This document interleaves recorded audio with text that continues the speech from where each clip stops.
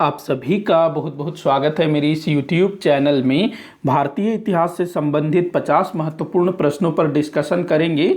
यहाँ मैंने जितने भी क्वेश्चन लिए हैं सभी क्वेश्चन किसी न किसी प्रतियोगी परीक्षा में पूछे जा चुके हैं, तो काफ़ी इंपॉर्टेंट हो सकते हैं ये सारे प्रश्न, तो आप लोग आखिर तक जरूर देखिएगा। चलिए शुरू करते हैं।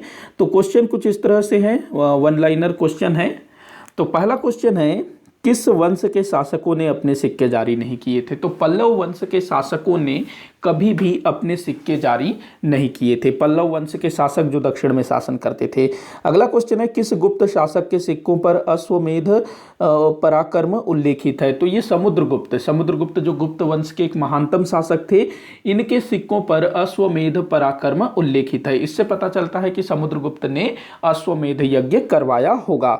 अगला क्वेश्चन है, स्वयंवर के विषय में प्रथम जानकारी किस अभिलेख से प्राप्त होती है? स्वयंवर, पहले क्या होता था, जो राजकुमारियां होती थी उनको अपना पति चुनने का अधिकार होता था, तो उनके लिए जो है स्वयंवर रचा जाता था। आप लोगों ने जो पौराणिक धारावाहिकों में देखा होगा, रामायण महाभारत में स्वयंवर, तो इस तरह का स्वयंवर, इसका अभिलेखीय प्रमाण पहली बार कहाँ से मिलता है? जूनागढ़ अभिलेख से। जो जूनागढ़ अभिलेख है ये शक क्षत्रप रुद्रदामन द्वारा जारी किया गया था, जो कि संस्कृत में लिखा गया है।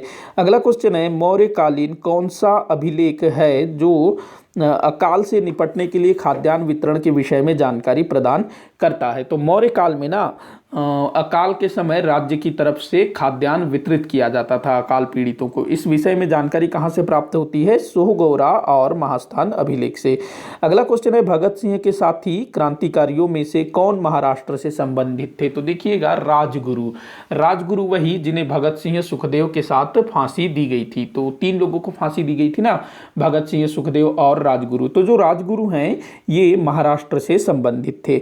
अगला क्वेश्चन है, किस शासक को अपरो परशुराम अर्थात द्वितीय परशुराम भी कहा जाता है? तो महापद्मनंद, जो नंद वंश के शासक थे ना, महापद्मनंद, इनको अपरो परशुराम अथवा द्वितीय परशुराम कहा जाता है। अगला क्वेश्चन है, सम्राट अशोक को किसने बौद्ध धर्म में दीक्षित किया था? तो सम्राट अशोक, जिन्होंने कलिंग युद्ध के पश्चात बौद्ध धर्म अंगीकार कर लिया था, इनको बौद्ध धर्म में दीक्षित किया था उपगुप्त ने। अगला क्वेश्चन है, हर्षवर्धन और पुलकेशिन द्वितीय के मध्य हुए युद्ध का उल्लेख कहां से प्राप्त होता है? हर्षवर्धन और पुलकेशिन द्वितीय के बीच भयंकर युद्ध हुआ था। दरअसल हुआ ये था कि जो हर्षवर्धन है, जिन्होंने पूरे उत्तर भारत को जीत लिया और दक्षिण भारत को जीतने के उद्देश्य से दक्षिण की ओर आक्रमण किया, लेकिन पुलकेशिन द्वितीय ने नर्मदा नदी के तट पर हर्षवर्धन को बुरी तरह से पराजित कर दिया। इसका उल्लेख कहां से प्राप्त होता है? तो पुलकेशिन द्वितीय के एहोल प्रशस्ति से और वेनसॉन्ग के यात्रा वृत्तांत सीयूकी से भी इसके विषय में जानकारी प्राप्त होती है। अगला क्वेश्चन है, 1905 के बंगभंग आंदोलन का नेतृत्व किसने किया था? 1905 में जो लॉर्ड कर्जन था, उसने जो है बंगाल को 2 भागों में बांट दिया कि भाई बंगाल बहुत बड़ा है, हमसे संभल नहीं रहा है, ये कह करके उसने जो है बंगाल का विभाजन कर दिया। लेकिन असल में क्या था, जो राष्ट्रवादी गतिविधियां बढ़ रही थी उसको रोकने के लिए बंगाल का विभाजन किया गया था। तो इसके विरुद्ध जो है बंगभंग आंदोलन किया गया, सुरेंद्रनाथ बनर्जी ने इसका नेतृत्व किया था। अगला क्वेश्चन है, सर्वप्रथम किसने हिंदी भाषा को राष्ट्रभाषा बनाए जाने की बात कही? तो हिंदी भारत की राष्ट्रभाषा होनी चाहिए, ऐसा कहने वाले पहले व्यक्ति कौन थे? स्वामी दयानंद सरस्वती, जिन्होंने आर्य समाज की स्थापना की थी। अगला क्वेश्चन है, लक्ष्मण संवत किस वंश के शासकों ने शुरू किया था? लक्ष्मण संवत, तो ये सेन वंश के शासक थे लक्ष्मण सेन, इनके द्वारा लक्ष्मण संवत की शुरुआत की गई थी। अगला क्वेश्चन है, भारत में कृषि अनुसंधान संस्थान की स्थापना सर्वप्रथम किसने की थी? कृषि अनुसंधान संस्थान, जो कि वर्तमान समय में दिल्ली में है, ये पहले बिहार में हुआ करता था।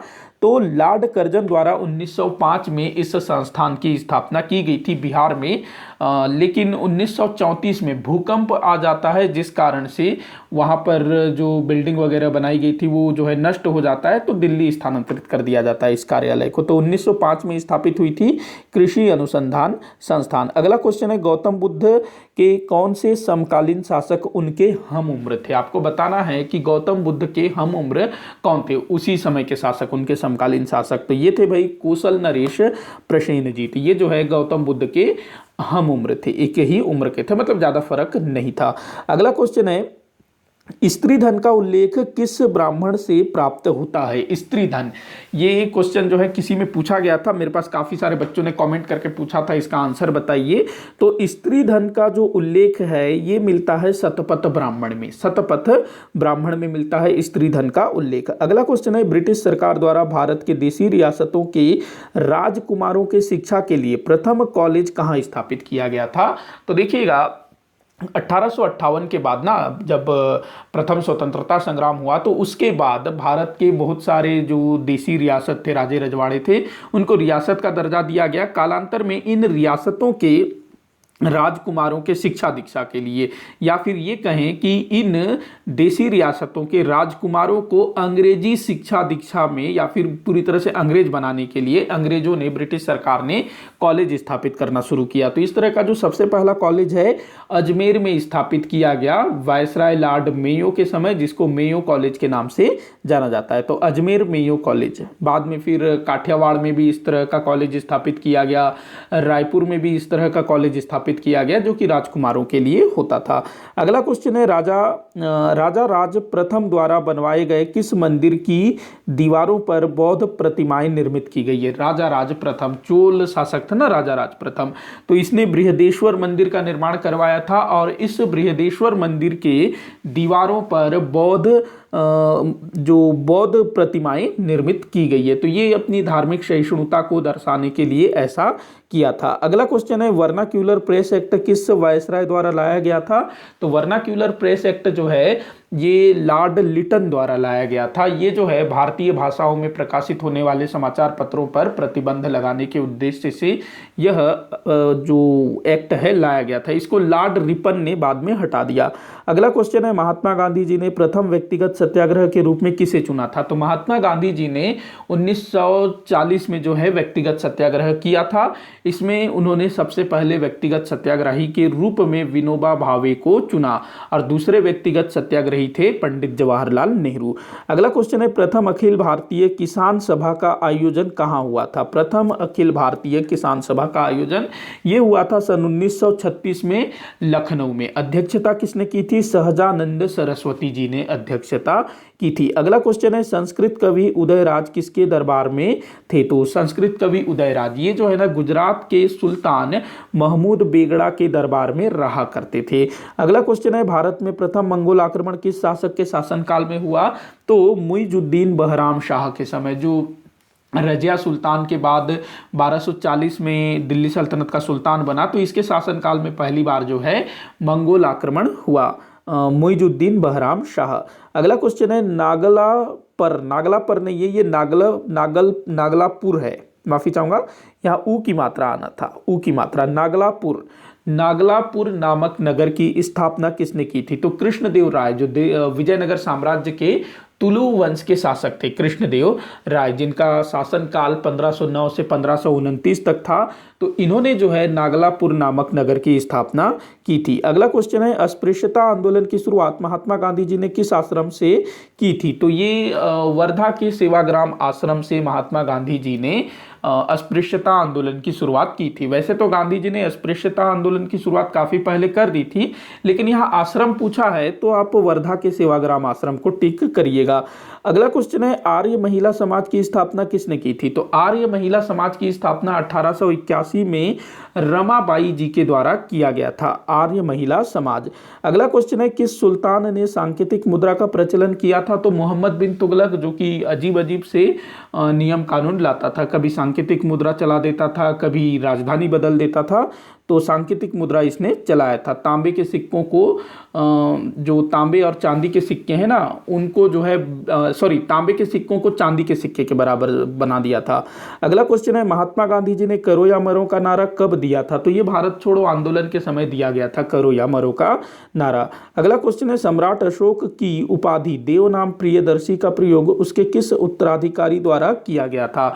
तो देखो, अशोक के अधिकांश अभिलेखों में अशोक का मूल नाम नहीं दे करके उसकी उपाधि देव नाम प्रियदर्शी यह उल्लेखित मिलता है। अशोक के बाद उसके उत्तराधिकारी दशरथ ने भी देव नाम प्रियदर्शी की उपाधि धारण की थी। अगला क्वेश्चन है, स्वतंत्रता प्राप्ति के समय हैदराबाद रियासत का निजाम कौन था? तो मीर उस्मान अली ये जो है हैदराबाद रियासत का शासक था, निजाम था। हैदराबाद के शासक को निजाम कहा जाता था। अगला क्वेश्चन है, लॉर्ड विलियम बेंटिक ने 1831 में मैसूर पर कुशासन का आरोप लगाकर हड़प लिया था। किस वायसराय ने पुनः मैसूर को लौटा दिया था? तो 1831 में, ये पूरा क्वेश्चन भी आपको ध्यान में रखना है। 1831 में जो गवर्नर जनरल था विलियम बेंटिक, उसने जो है मैसूर को हड़प लिया था, कुशासन का आरोप लगा करके मैसूर को जो है ब्रिटिश साम्राज्य में मिला लिया था। लेकिन आगे चल करके लॉर्ड रिपन ने पुनः मैसूर राज्य जो है उसके पुराने उत्तराधिकारियों को दे दिया। अगला क्वेश्चन है, बाबर की आत्मकथा तुजुके बाबरी का फारसी में अनुवाद किसने किया था? तो बाबर ने अपनी आत्मकथा लिखी तुजुके बाबरी, और इसका फारसी भाषा में अनुवाद किया अब्दुल रहीम खाना ने अकबर के शासनकाल में। अगला क्वेश्चन है, किस क्रांतिकारी संगठन की स्थापना दिल्ली के फिरोज शाह कोटला में हुआ था? तो भाई हिंदुस्तान सोशलिस्ट रिपब्लिकन एसोसिएशन की स्थापना 1928 में चंद्रशेखर आजाद और भगत सिंह द्वारा दिल्ली के फिरोज शाह कोटला मैदान में हुई थी। अगला क्वेश्चन है, बंगाल विभाजन के समय बंगाल का गवर्नर कौन था? तो देखो, बंगाल प्रांत का गवर्नर पूछ रहा है, न कि भारत का गवर्नर जनरल। तो एंड्रूफ फ्रेजर जो है बंगाल का गवर्नर था 1905 की स्थिति में। अगला क्वेश्चन है, आधुनिक भारत के किस शासक ने 2 बार अश्वमेध यज्ञ करवाया था? तो ये है जयपुर का सवाई राजा जयसिंह, इसने जो है 2 बार अश्वमेध यज्ञ करवाया था। अगला क्वेश्चन है, गांधी इरविन समझौता कब संपन्न हुआ? तो 5 मार्च 1931 को गांधी इरविन समझौता संपन्न हुआ था, 5 मार्च 1931। अगला क्वेश्चन है, कांग्रेस के मंच से सर्वप्रथम किसने स्वराज्य की मांग की? तो भाई दादा भाई नौरोजी, इन्होंने जो है भारतीय राष्ट्र कांग्रेस के 1906 के कलकत्ता अधिवेशन में पहली बार स्वराज्य की मांग की। अगला क्वेश्चन है, धन के बहिर्गमन के सिद्धांत का प्रतिपादन किसने किया था? तो दादा भाई नौरोजी ने 1896 में धन के बहिर्गमन के सिद्धांत का प्रतिपादन किया कि किस तरह से भारतीय धन भारत से बाहर भेजा जा रहा है। अगला क्वेश्चन है, भारतीय राष्ट्र कांग्रेस के किस अधिवेशन में सर्वप्रथम राष्ट्रगान जन गण मन गाया गया? तो ये 1911 के अधिवेशन में गाया गया था, जो कि कलकत्ता में हुआ था, और इसकी अध्यक्षता की थी शिव नारायण धर ने। ध्यान रखेंगे, शिव नारायण धर की अध्यक्षता में 1911 में कलकत्ता अधिवेशन हुआ, जिसमें राष्ट्रगान जन गण मन पहली बार गाया गया। अगला क्वेश्चन है, प्रथम भारतीय कौन थे जिन्होंने आईसीएस की परीक्षा उत्तीर्ण की थी? तो भाई सत्येंद्र नाथ टैगोर प्रथम भारतीय थे जिन्होंने आईसीएस इंडियन सिविल सर्विस की परीक्षा उत्तीर्ण की, या फिर कहे भारत के पहले कलेक्टर। अगला क्वेश्चन है, जहांगीर का शाब्दिक अर्थ क्या होता है? जहांगीर का शाब्दिक अर्थ होता है विश्व विजेता। अगला क्वेश्चन है, कालीबंगा कहाँ स्थित है? कालीबंगा जो कि सिंधु घाटी सभ्यता संबंधी पूरा स्थल है। तो ये जो है ना, आपको किताबों में गंगानगर भी मिलेगा, हनुमानगढ़ भी मिलेगा। देखो, जो गंगानगर है पहले एक बहुत बड़ा जिला हुआ करता था, लेकिन अब जो है गंगानगर जिले का विभाजन हो गया, नए नए जिले बन गए, हनुमानगढ़ एक नया जिला बन गया। तो अब जो है कालीबंगा हनुमानगढ़ जिले के अंतर्गत आता है। दोनों ही आंसर वैसे सही है, आपको ऑप्शन के हिसाब से टिक करना है। अगला क्वेश्चन है, सिंधु घाटी सभ्यता के किस पुरा स्थल से कुएं के साक्ष्य प्राप्त नहीं हुए हैं? तो हड़प्पा से कुएं का एक भी साक्ष्य प्राप्त नहीं हुआ है। ध्यान रखना, देखो जो मोहनजोदड़ो है वहां से कब्रिस्तान के साक्ष्य नहीं मिले हैं, चौहनदड़ो से किलेबंदी के साक्ष्य नहीं मिले हैं। तो इस तरह के क्वेश्चन भी काफी बनते हैं। तो हड़प्पा से कुएं के साक्ष्य नहीं मिले हैं। अगला क्वेश्चन है, वैदिक कालीन सर्वाधिक पवित्र नदी किसे माना जाता है? तो वैदिक काल में ना जो सिंधु नदी है वो सबसे प्रमुख नदी है, महत्वपूर्ण नदी है। लेकिन जब बात पवित्र नदी की आए तो सरस्वती नदी को आप टिक करेंगे। सरस्वती नदी वैदिक काल में सबसे पवित्र मानी जाती थी। अगला क्वेश्चन है, मगध के किस शासक के शासनकाल में पाटलिपुत्र मगध की स्थायी राजधानी बनी? तो मगध जिसकी राजधानी अलग अलग समय में अलग अलग स्थान हुआ करती थी, आगे चल करके जो मगध की राजधानी है ये पाटलिपुत्र हुई। पाटलिपुत्र नगर की स्थापना उदयन ने की थी और उसको अपनी राजधानी बनाई। लेकिन बाद में फिर जो शिशुनाग था उसने जो है राजधानी पाटलिपुत्र से वैशाली स्थानांतरित की। आगे चल करके कालाशोक ने पाटलिपुत्र को अपनी राजधानी बनाई और यहीं से जो है पाटलिपुत्र मगध की स्थायी राजधानी बनी। पाटलिपुत्र की स्थापना किसने की थी? उदयन ने। ध्यान रखना, और पहली बार उदयन ने ही पाटलिपुत्र को मगध की राजधानी बनाई थी। लेकिन मगध की राजधानी स्थायी रूप से पाटलिपुत्र कब बनी? कालाशोक के समय। अगला अगला क्वेश्चन है, अश्वमेध यज्ञ किए जाने के विषय में प्रथम ऐतिहासिक प्रमाण किस शासक के विषय में प्राप्त हुआ है? तो अश्वमेध यज्ञ के विषय में तो पौराणिक ग्रंथों में काफी कुछ मिलता है कि बहुत सारे राजाओं ने अश्वमेध यज्ञ किया है, लेकिन ऐतिहासिक प्रमाण मतलब कि कोई पुरातात्विक साक्ष्य, ये पुष्यमित्र शुंग के विषय में पता चलता है अयोध्या शिलालेख से, जिसमें जानकारी मिलती है कि अश्वमेध जो पुष्यमित्र शुंग था इसने 2 बार अश्वमेध यज्ञ करवाया था। अगला क्वेश्चन है, तराइन का युद्ध किसके मध्य लड़ा गया था? तो भाई तराइन का युद्ध 2 युद्ध लड़े गए थे 1191 में और 1192 में। किनके मध्य? पृथ्वीराज चौहान तृतीय और मोहम्मद गोरी के मध्य। पहले वाले में पृथ्वीराज चौहान जीत जाते हैं, दूसरे वाले में मोहम्मद गोरी जीतता है। अगला क्वेश्चन है, अजंता की गुफाओं का निर्माण किसके द्वारा करवाया गया था? तो गुप्त शासकों ने अजंता की गुफाओं का निर्माण करवाया था। गुफा संख्या 16 और 17 जो है गुप्त काल से माना जाता है। अगला क्वेश्चन है, अशोक ने किस राज्य पर विजय प्राप्त किया था? तो देखो, सम्राट अशोक के जो पूर्वज थे, मतलब कि बिंबिसार हो गया, चंद्रगुप्त मौर्य हो गए, तो इन्होंने जो है लगभग संपूर्ण भारत को जीत लिया था, लेकिन कलिंग रह गया था, तो अशोक ने जो है कलिंग को जीता। अगला क्वेश्चन है, नेहरू रिपोर्ट किसने प्रस्तुत किया था? बड़ा ही आसान क्वेश्चन है, लेकिन काफी सारे बच्चे जो हैं पंडित जवाहरलाल नेहरू टिक करके आते हैं। पंडित जवाहरलाल नेहरू नहीं, पंडित मोतीलाल नेहरू ने नेहरू रिपोर्ट को प्रस्तुत किया था 1928 में। अगला क्वेश्चन है, विधवा पुनर्विवाह अधिनियम कब पारित हुआ? तो भाई 1856 में ईश्वर चंद्र विद्यासागर के प्रयासों से विधवा पुनर्विवाह अधिनियम पारित हुआ। इस समय गवर्नर जनरल कौन थे? तो लॉर्ड कैनिंग इस समय गवर्नर जनरल थे। इस वीडियो का आखिरी क्वेश्चन है, भारत के अंतिम गवर्नर जनरल कौन थे? तो भाई चक्रवर्ती राजगोपालाचारी भारत के अंतिम गवर्नर जनरल थे। वहीं अगर अंतिम ब्रिटिश गवर्नर जनरल पूछा जाए तो लॉर्ड माउंटबेटन आप टिक करेंगे। ध्यान रखना, इसको क्वेश्चन जो है थोड़ा सा घुमा देता है। तो भारत के अंतिम गवर्नर जनरल चक्रवर्ती राजगोपालाचारी हुए। इसी के साथ आज का ये वीडियो यहीं पर समाप्त होता है।